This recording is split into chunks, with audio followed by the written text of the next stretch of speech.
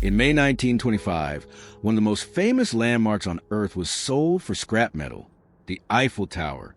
7,000 tons of iron, gone, for a suitcase full of cash. There was just one problem. The man who sold it didn't own it. He wasn't a government official. He wasn't even French. And here's the part nobody believes. 1 month later, he came back to Paris and sold it again. This is the story of Victor Lustig, the smoothest con man who ever lived.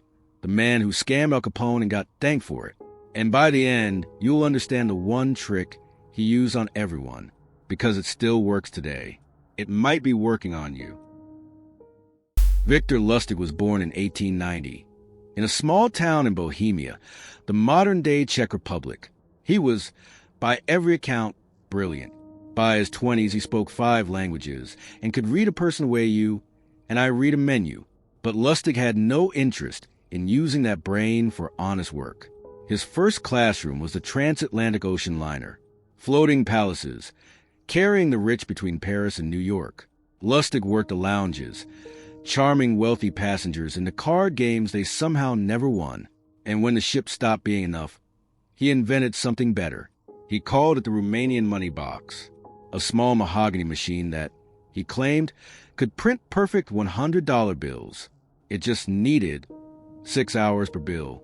He'd load it with 2 real bills, demonstrate, and sell the box for $10,000 or more. By the time the buyer realized the machine only ever contained the 2 bills Lustig had hidden inside, he was long gone. It was clever, it was profitable, but it was small. In 1925, Victor Lustig went to Paris and found the biggest market of his life. Picture Paris in the spring of 1925, and in a cafe, a well-dressed man reads a newspaper. That morning, the paper carried a complaint every Parisian recognized. The Eiffel Tower was becoming a problem. It was rusting. Repainting it cost a fortune. Maintaining it cost more. Where you and I would see a boring article about city budgets, Lustig saw something else. Because here's what most people don't know. The Eiffel Tower was never meant to be permanent. It was built for the 1889 World's Fair, with a permit for 20 years. By 1925, it was 6 years past its expiry date, and plenty of Parisians considered it an eyesore. So when Lustig imagined the government quietly deciding to tear it down, that wasn't a crazy story. That was a believable story. And believable stories are a con man's raw material. Lustig hired a forger. Within days, he had official stationery naming him Deputy Director General of the Ministry of Posts and Telegraphs. Now he just needed buyers. 6 of the biggest scrap metal dealers in France received a letter on government paper, an invitation, a confidential meeting at the Hotel de Crillon, the most prestigious address in Paris, where governments actually held secret talks. Detail, always detail. The dealers arrived. Lustig, calm and immaculate, delivered the pitch. The Republic can no longer afford the Eiffel Tower. It will be sold for scrap. Over 7,000 tons of iron. But gentlemen, if this leaks, public outrage will kill the deal. Total secrecy. He even took them on an inspection tour of the tower in a rented limousine, watching them the entire time. Because the tour wasn't for them. It was for him. He was selecting his victim. And he found him, André Poussin. Newer money, insecure, a man desperate to matter in Parisian high society. A man who wouldn't just be buying scrap iron. He'd be buying a seat at the table. Lustig privately told Poussin his bid had won. Poussin's wife grew suspicious. Why the secrecy? Why so fast? And this is where Lustig proved he was the best. Most con men run from suspicion. Lustig leaned into it. He lowered his voice and confessed. You know, Monsieur Poussin, a government official like me doesn't earn very much. The hint was unmistakable. He was asking for a bribe. And in that instant, every doubt in Poussin's mind evaporated. A fraudster asked for your money, but a corrupt official asking for a little extra on the side? That was the most believable thing in France. Poussin handed over the purchase price, plus the bribe. Some accounts put the total around $70,000. Well over $1 million in today's money. Hours later, Lustig was on a train to Vienna with a suitcase of cash. Now, put yourself in André Poussin's shoes. You've just discovered you bought the Eiffel Tower from a man who never existed. What do? Call the police? Then tomorrow, every newspaper in France prints your name under the headline. The man who bought the Eiffel Tower. Your reputation, the exact thing you paid for, destroyed forever. Poisson chose silence. No police report. No headlines. Nothing. Lustig sat in Vienna, scanning the French papers, and realized the scam had a built-in self-destruct in the evidence. The shame of the victim. And that gave him an idea that takes a special kind of madness. If nobody knows the tower was sold, why not sell it again? 1 month later, Victor Lustig walked back into Paris, gathered 6 new scrap dealers, and ran the exact same script. Same ministry, same hotel, same tour, but this time, one dealer did what Poisson didn't. He quietly checked with a contact in government. No sale existed.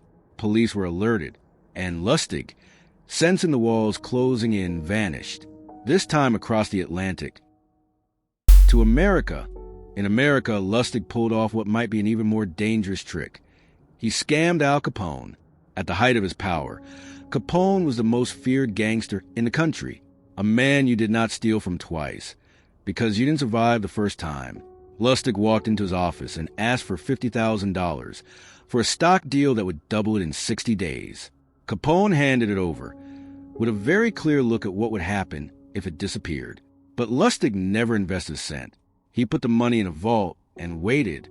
2 months later, he returned, looking defeated. The deal fell through, he said, and he laid every dollar of the $50,000 back on Capone's desk. Capone was stunned. In his world, everyone stole, and here was an honest man in trouble. He peeled off $5,000 and gave it to Lustig for your honesty, which was, of course, the plan all along. Lustig didn't con Capone out of money. He conned him out of reputation and got paid for it. Through the 1930s, Lustig went bigger, with a chemist named William Watts. He began printing counterfeit $100 bills so good that banks accepted them.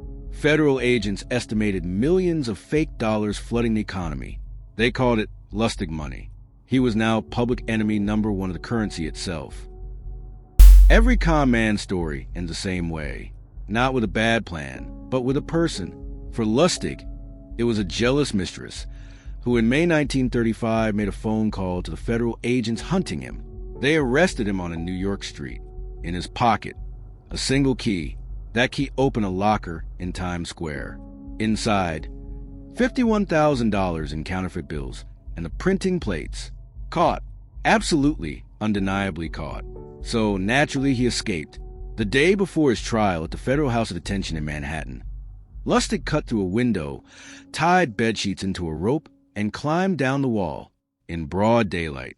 When people on the street looked up, he calmly pretended to wipe the windows on the way down, then bowed and disappeared into the crowd. It took 27 days to find him in Pittsburgh. This time there was no escape. 20 years. Destination, Alcatraz. Inmate number 300, registered under a false name, Robert V. Miller, a con to the very end, and in a twist no scriptwriter would dare invent, one of his fellow inmates on that rock was Al Capone. Victor Lustig died in 1947 from pneumonia at a prison medical center in Missouri. On his death certificate, under occupation, someone wrote, "Apprentice salesman, the greatest liar of his century, got one last laugh," on his own paperwork. Lustig left behind a list. His 10 commandments of the con. Be a patient listener. Never look bored. Let the other man reveal his opinions. Then agree with them.